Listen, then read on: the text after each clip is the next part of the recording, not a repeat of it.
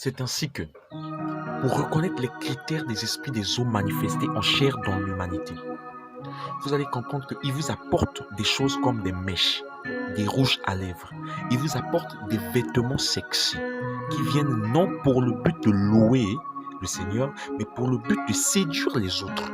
On parle de la séduction, on parle ici des esprits des eaux qui sont les incubes, c'est ce qui conduit même au mari de nuit.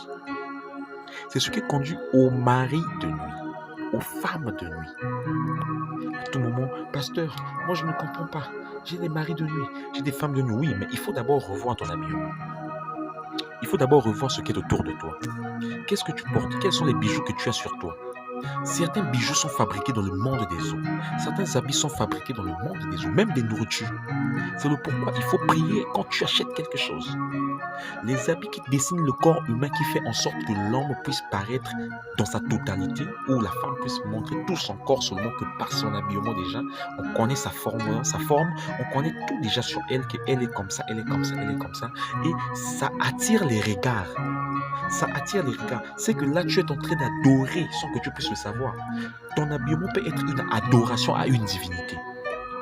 Quand tu cherches à te faire belle, à te maquiller d'une façon que quelqu'un doit tomber, c'est que tu es en train de vénérer la déesse Vénus. La déesse Vénus, il est adoré dans tout le monde entier aujourd'hui. Et il change juste de nom. Si vous allez en Égypte, on te parle de Osiris. Si vous allez chez les hindous, on te parle de Osirimus. Si vous allez chez les Français, on te parle de Marie Margouet. Si vous allez en Espagne, on te parlera de Marie de Valencia. Si vous venez ici au Congo, on te parlera de Maya, par exemple. Il y a juste des noms qui changent. Et même aujourd'hui, dans certaines églises comme le catholique, on utilise soi-disant Marie Mère de Dieu. Ce n'est pas Marie Mère de Dieu. Ils adorent ici Vénus qui vient de Sémiramis. Ce sont des esprits des eaux. Voilà pourquoi le monde entier est sous la puissance de qui? Du malin. Aïe, est-ce que quelqu'un m'écoute? Est-ce que quelqu'un m'écoute? Est-ce que quelqu'un peut dire Amen? Tu remarqueras que quand les esprits des eaux rentrent dans une ville, il y a la mort. Il y a la mort qui apparaît. Pourquoi? Parce que les portes de l'abîme sont ouvertes. Nous avons vu dans le livre de Jonas, Jonas nous a éclairci. Il nous a éclairci sur ce détail. Quand il fut jeté dans la mer, il dit, tu m'as jeté dans la mer, dans le cœur de la mer, donc qui représente l'abîme. Jonas l'a dit clairement. Il dit, tes flots m'ont couvert. Tes flots m'ont couvert. Quand on parle des flots ici, on voit les eaux. Amen, amen. Et tout de suite, Jonas est mort, son âme s'est retrouvée dans l'abîme. Pourquoi? Parce que l'eau est aussi une porte de l'abîme. Vous allez voir que dans Apocalypse, on te parle d'une bête qui monte de la mer. Pourquoi il n'est pas monté de la terre, il est monté de la mer? Parce que cette mer-là symbolise la base de la bête. Symbolise la base de la bête. Cela revient à dire que toi, femme, toi qui commences à remarquer des symptômes, parce que les esprits des eaux ont des symptômes. Amen, amen. Numéro 1, il y a les envies. Tu peux rester comme ça. Tu remarques que à tout moment, il y a un désir de faire l'amour qui te monte à tout moment, et d'une façon excessive, au point où tu n'arrives plus à résister. Numéro 2, il y a la masturbation. Quand tu te masturbes beaucoup, cela revient à dire que tu es sous l'emprise des femmes de nuit ou de maris de nuit. Numéro 3, tu vas remarquer que tu deviendras beaucoup colérique. Ce sont les esprits de nuit qui font cela, qui sont à l'auteur de cela, les maris et les femmes de nuit.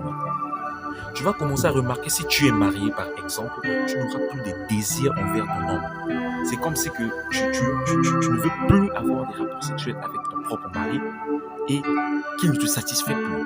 Tu n'auras plus envie de ton mari. Tu auras maintenant envie des choses qui sont hors, comme la masturbation, ou comme aller coucher avec d'autres personnes. Ce sont des signes des maris de nuit. La fornication, l'impudicité, tu ne peux pas rester avec un seul homme. Quand tu restes avec un seul homme, tu n'arrives pas. Ça, c'est l'esprit de Sémiramis, c'est l'esprit de Babylone. Or, Babylone est la femme de Lucifer. C'est l'église de Satan.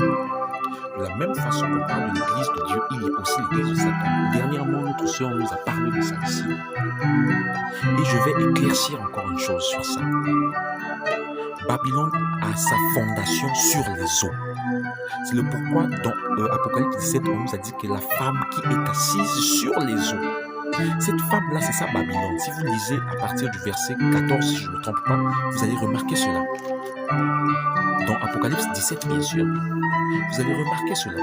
Même à partir, je peux dire, à partir du verset 5, il est écrit, sur son front était écrit, donc sur le nom de la femme, le front de la femme, était écrit un nom, un mystère, Babylone la grande. Et dans le verset 17, on nous dit, car Dieu a mis dans leur cœur d'exécuter son dessein pour exécuter un même dessein et de donner leur royauté à la bête jusqu'à ce que les paroles de Dieu soient accomplies. Donc, dans le monde des eaux, il y a aussi des rois. Il y a aussi des rois que nous appelons les principautés. De la même manière, remarquez que dans la barque, quand Jésus-Christ a failli être noyé avec les apôtres, ils s'endormaient et les apôtres l'ont relevé pour dire, Seigneur, il y a les eaux qui nous menacent là, on n'arrive plus, on va faire un naufrage, on va mourir. Mais quand le Seigneur se lève, regardez ce qui se fait. Il menace le vent, il menace la mer. Et la mer se tue, le calme règne, la paix règne. Et tout de suite, quand il descend pour aller dans la ville qu'il partait, quand il apparaît dans le sec, c'est un fou qui vient devant lui. Et ce fou, dès qu'il arrive, ce sont des esprits qui se manifestent. Le Seigneur leur pose la question, qui êtes-vous? Ils disent que nous sommes légion. Et le Seigneur dit, je vais vous chasser. Il dit, non, s'il vous plaît, Seigneur, ne nous chassez pas hors de cette contrée. Parce que c'était les esprits de cette région-là. Et ils disent que chassez-nous dans ces cochons. Et quand Jésus leur permet d'aller dans les cochons, ils sont partis dans les cochons. Remarquez ce qui se passe, ils sont allés se faire jeter dans la mer. Pourquoi? Parce que c'était des esprits des eaux.